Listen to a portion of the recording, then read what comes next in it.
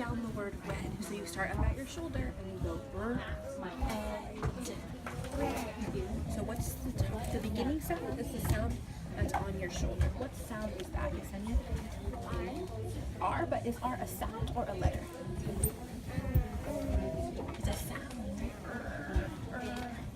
And so what we're going to do is every time we do these, we're going to do 3 boxes for the 3 parts of our arm, right? Let's do it again. Did you guys count 3? I got 3 too. Let's do that 3 boxes. Okay. So we're only going to write. How many extra chairs?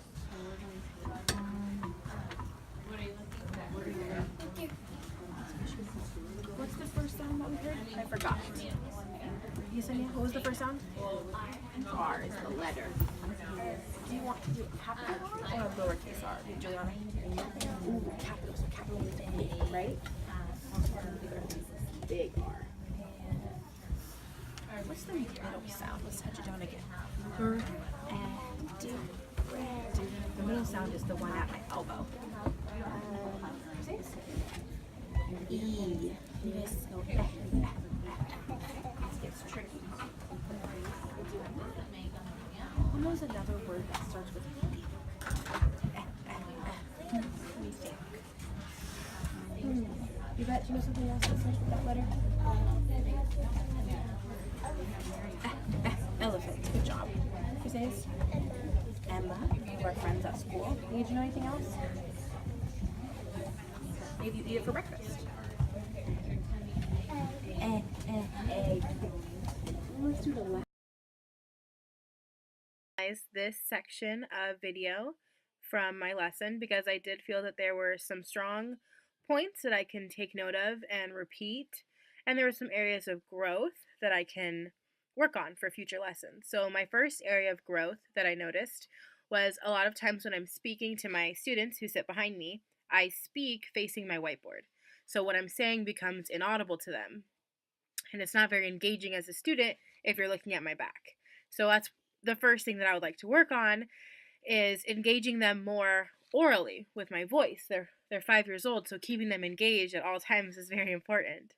Another thing to improve on, which is specific to this lesson, but also definitely applicable to all my lessons, is making my anticipatory set more correlated to the lesson itself. So for this example, my hook was a fun little identifying CVC game that got them excited about the lesson.